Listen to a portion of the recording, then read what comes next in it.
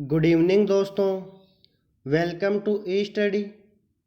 Maths की series में आज हम पढ़ने वाले हैं टाइम, डिस्टेंस एंड स्पीड, समय, चाल और दूरी।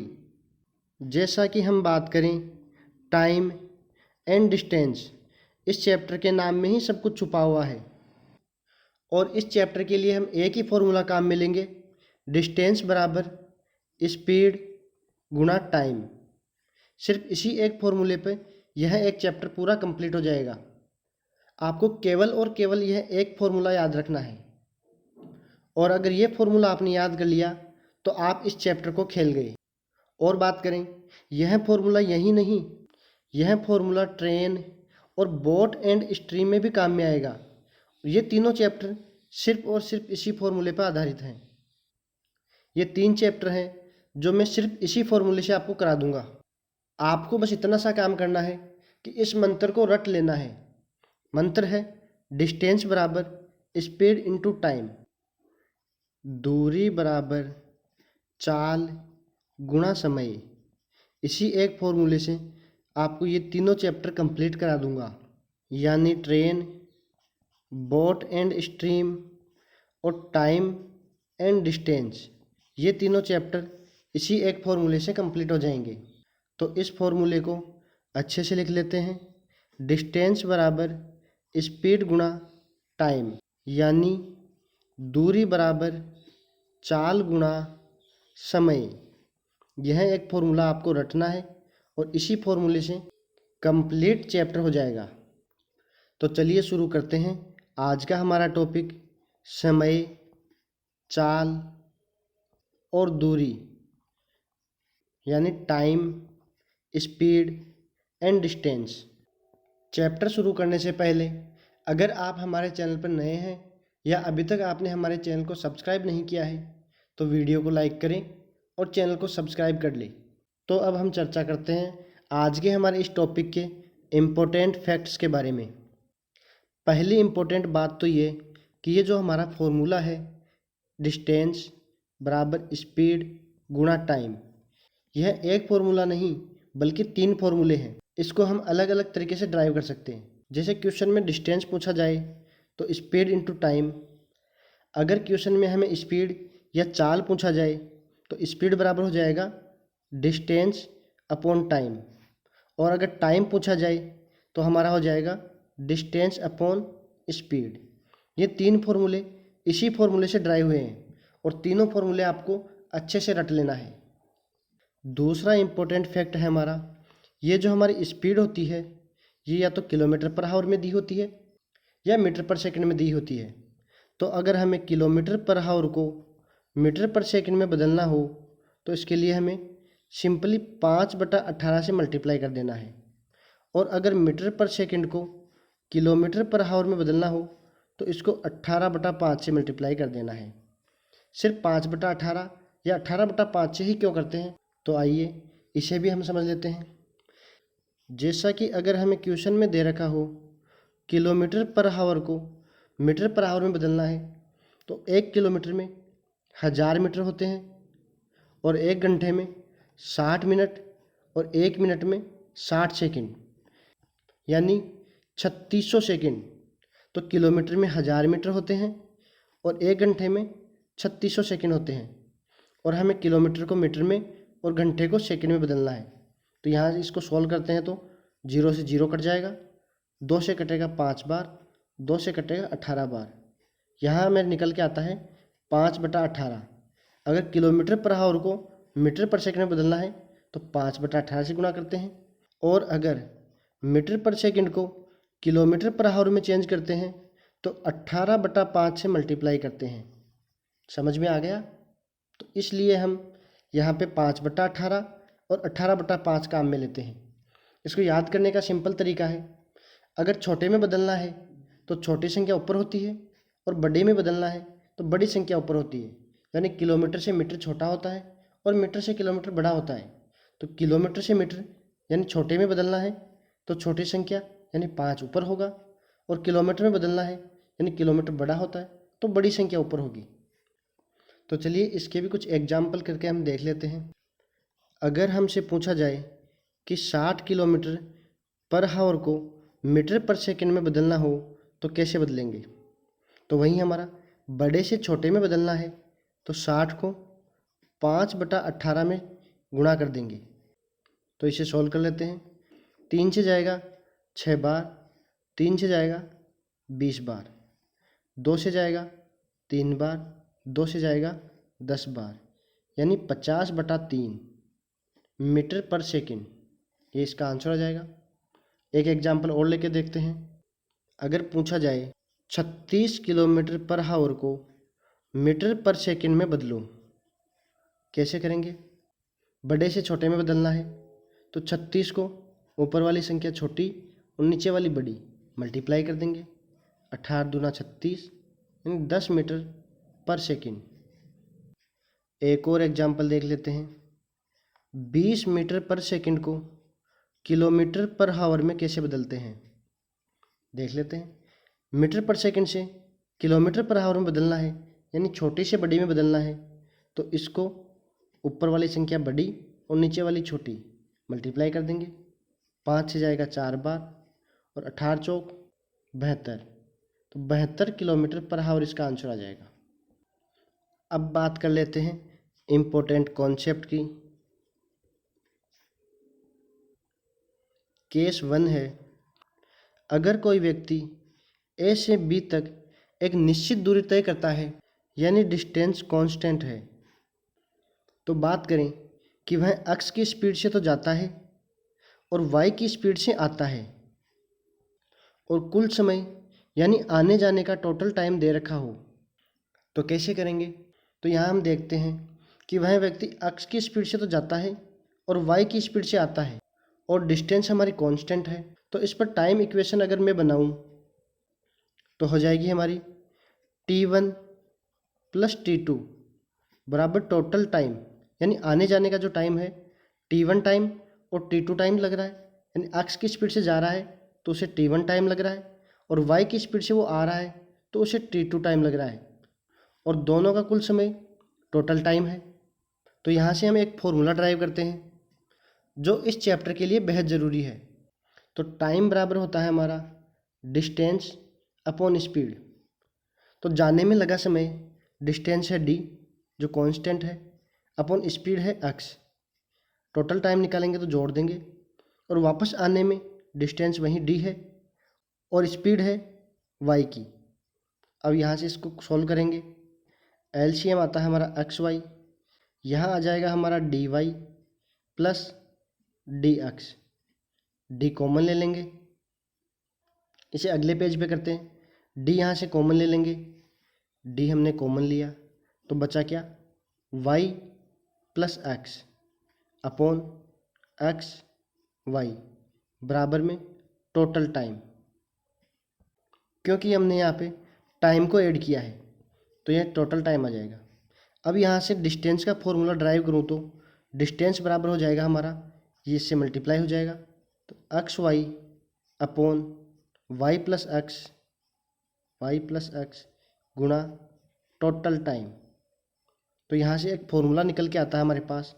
अगर डिस्टेंस हमें पूछा जाए और टोटल टाइम दे रखा हो जिसमें आने और जाने का, या एक ही डिस्टेंस पे दो व्यक्ति जा रहे हों या एक व्यक्ति जा रहा हो एक व्यक्ति आ रहा हो और उसमें टोटल टाइम दे रखा हो, तो यह फॉर्मूला हम अप्लाई कर सकते हैं। अब बात करते हैं हम कॉन्सेप्ट 2 की। अगला कॉन्सेप्ट देखें, कॉन्सेप्ट नंबर 2। तो अगर ए और बी एक निश्चित दूरी है कांस्टेंट, कोई व्यक्ति है जो इसमें एक्स की स्पीड से जा रहा है और कोई दूसरा व्यक्ति है जो वाई की स्पीड से जा रहा है, यानी दोनों ही व्यक्ति जा रहे हैं, और पहले वाले व्यक्ति को एक्स स्पीड से t1 टाइम लग रहा है और दूसरे व्यक्ति को y की स्पीड से t2 टाइम लग रहा है। और क्वेश्चन में हमें दे रखा है कि पहले वाले व्यक्ति की स्पीड कम है, तो सीधी सी बात है जिसकी स्पीड कम होगी उसे समय ज़्यादा लगेगा और जिसकी स्पीड ज़्यादा होगी उसे समय कम लगेगा। तो यहाँ पे x का समय y के समय से कम लगेगा। अब यहाँ इक्वेशन अगर मैं बनाता हूँ तो मेरे पास निकल के आता है टाइम डिफरेंस, यानी समय अंतराल, यानी समय का अंतर सामने आता है। और इसी का तो खेल है टाइम डिफरेंस का।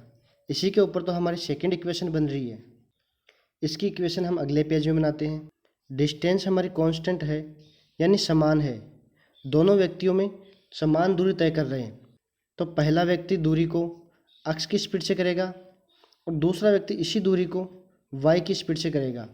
अब दोनों एक ही दिशा में जा रहे हैं तो एक को कम समय और एक को ज़्यादा समय लगेगा। तो यहाँ से निकल के आएगा इनका टाइम डिफरेंस। क्योंकि इसको t1 टाइम लग रहा है और इसको t2 टाइम लग रहा है और इसकी स्पीड ज़्यादा है तो इसको समय कम लगेगा और इसकी स्पीड कम है तो इसको समय ज़्यादा लगेगा। तो ज़्यादा समय में से कम समय को घटाते हैं तो टाइम डिफरेंस निकल के आता है। अब इसको सोल्व कर लेते हैं। एलसीएम आएगा एक्स वाई, यहाँ आएगा d y minus d x बराबर टाइम डिफरेंस। यहाँ से d को कॉमन लेंगे तो d बड़ा कौन है y, तो y minus x upon x y बराबर में टाइम डिफरेंस। अब यहाँ से दूरी का फॉर्मूला निकालते हैं तो डिस्टेंस बराबर एक्स वाई जाके उधर मल्टीप्लाई हो जाएगा तो x y upon y minus x गुणा टाइम डिफरेंस। आ गया हमारा एक और नया फॉर्मूला जो बवाल मचा देगा और इस चैप्टर के लिए बहुत ही इम्पोर्टेंट है। तो यहाँ से हमने दो फॉर्मूले ड्राइव किए। पहला था टोटल टाइम का। अगर किसी क्वेश्चन में हमें टोटल टाइम दे रखा हो तो डिस्टेंस बराबर हो जाएगा हमारा x y upon x plus y गुणा टोटल टाइम। यह एक्स वाई दोनों की चालों का गुणनफल है, यानी चालों का गुणनफल अपॉन चालों का योग गुणा में कुल समय। और दूसरा फॉर्मूला हमने ड्राइव किया था टाइम डिफरेंस का। टाइम डिफरेंस दे रखा हो और दूरी निकालनी हो तो एक्स वाई यानी चालों का गुणनफल अपॉन चालों का अंतर गुणा टाइम डिफरेंस। ये दोनों ही फॉर्मूले इस चैप्टर के लिए और आगे आने वाले चैप्टर्स के लिए बहुत इंपॉर्टेंट होने वाले हैं। अब याद रखने का तरीका है, अगर हमें टोटल टाइम दे रखा हो तो यहाँ प्लस लेते हैं यानी दोनों के समय को जोड़ देते हैं, और टाइम डिफरेंस दे रखा हो तो दोनों के स्पीड में अंतर निकाल लेते हैं यानी दोनों का समय अंतराल देखते हैं। तो टोटल टाइम में प्लस आएगा और टाइम डिफरेंस में माइनस आएगा। और ये फॉर्मूले याद कर लेना, मैं फिर से कह रहा हूँ याद कर लेना, ये बहुत काम आने वाली चीज़ें हैं। और इसी चैप्टर में नहीं बल्कि आगे आने वाले ट्रेन, बोट एंड स्ट्रीम, इन सभी चैप्टर में ये फॉर्मूले बेहद ज़रूरी है। और यहाँ मैं आपसे उम्मीद करता हूँ ये दोनों कंसेप्ट आपको अच्छे से समझ में आ गए होंगे, यानी ये दोनों कॉन्सेप्ट आपके क्लियर हो गए होंगे। और अगर हो गए हैं तो वीडियो को लाइक भी कर दो। इनको और अच्छे से समझने के लिए हम कुछ क्वेश्चन भी करेंगे ताकि आपको कोई डाउट ना रहे। तो चलिए अब बात कर लेते हैं टाइम डिफरेंस की।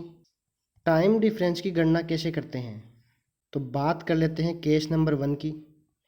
ए और बी के बीच अगर कोई व्यक्ति 10 किलोमीटर पर आवर की स्पीड से जाता है और वह यदि अपनी चाल को बदल ले और 12 किलोमीटर पर आवर की स्पीड से जाए तो उसे 2 घंटे कम लगते हैं।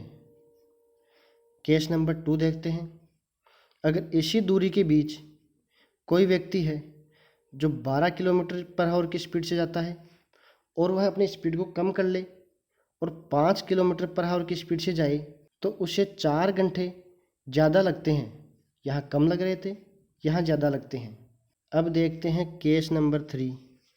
अगर वही दूरी हो, कांस्टेंट दूरी है ए और बी के बीच में, अगर कोई व्यक्ति एक्स की स्पीड से चले तो वह अपने नियत समय से 10 मिनट लेट हो जाता है, और अगर वह वाई की स्पीड से चले तो 20 मिनट जल्दी पहुंच जाता है। यह था केस नंबर 3। केस नंबर 4 की बात करें तो एक व्यक्ति है जो एक्स की स्पीड से जाता है तो 15 मिनट लेट हो जाता है, और वाई की स्पीड से चलता है तो सिर्फ 5 मिनट ही लेट होता है। केस 5 देख लेते हैं।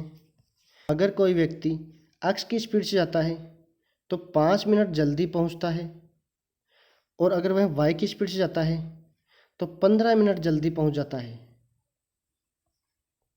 अब यहाँ से देखेंगे हम टाइम डिफरेंस का खेल।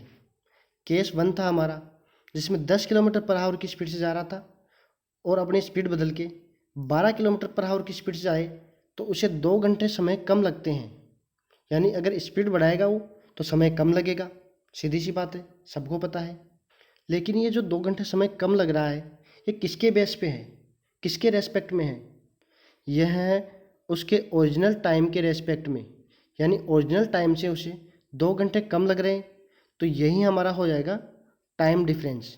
यानी मूल समय से उसे 2 घंटे कम लगा है, तो ये टाइम डिफरेंस है 2 घंटे।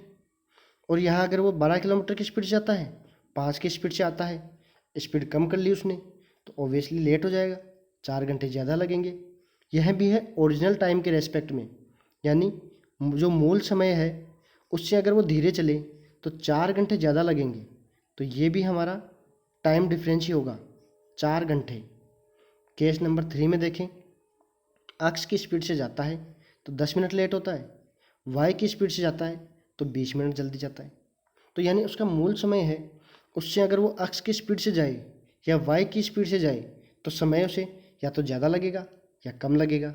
तो यहाँ पे टाइम डिफरेंस निकालने के लिए अगर क्वेश्चन में लेट और जल्दी दे रखा है तो जोड़ देते हैं, लेट लेट या जल्दी जल्दी दे रखा है तो घटा देते हैं। तो यहाँ पे 10 मिनट और 20 मिनट, टाइम डिफरेंस 30 मिनट आ जाएगा। यहाँ पे लेट लेट है, घटा देंगे, 15 में से 5 गए तो टाइम डिफरेंस निकल के आएगा 10 मिनट। केस नंबर 5 देखते हैं। एक्स की स्पीड से जाता है, 5 मिनट जल्दी पहुँचता है, वाई की स्पीड से जाता है, 15 मिनट जल्दी पहुँचता है। जल्दी जल्दी है, घटा देंगे, यहाँ से निकल के आएगा 10 मिनट जल्दी। टाइम डिफरेंस आया हमारा 10 मिनट। तो ऐसे क्वेश्चन में टाइम डिफरेंस की गणना हम इस तरीके से करते हैं। अगर जल्दी जल्दी या लेट हो तो घटा देते हैं, और जल्दी या लेट हो या लेट या जल्दी हो तो जोड़ देते हैं। यानी समान संख्याओं को घटाते हैं और विपरीत संख्याओं को जोड़ देते हैं टाइम डिफरेंस के लिए। तो ये था आज का हमारा chapter, distance, time and speed. यानी दूरी, समय और चाल। उम्मीद करता हूँ मेरे द्वारा दी गई जानकारी आपको समझ में आई होगी। अगर नहीं तो क्या समझ में नहीं आया, कमेंट में हमें लिख के भेजें। आज के वीडियो में बस इतना ही दोस्तों। वीडियो को लाइक करें और अपने दोस्तों तक शेयर करें। ई स्टडी से जुड़ने के लिए धन्यवाद दोस्तों।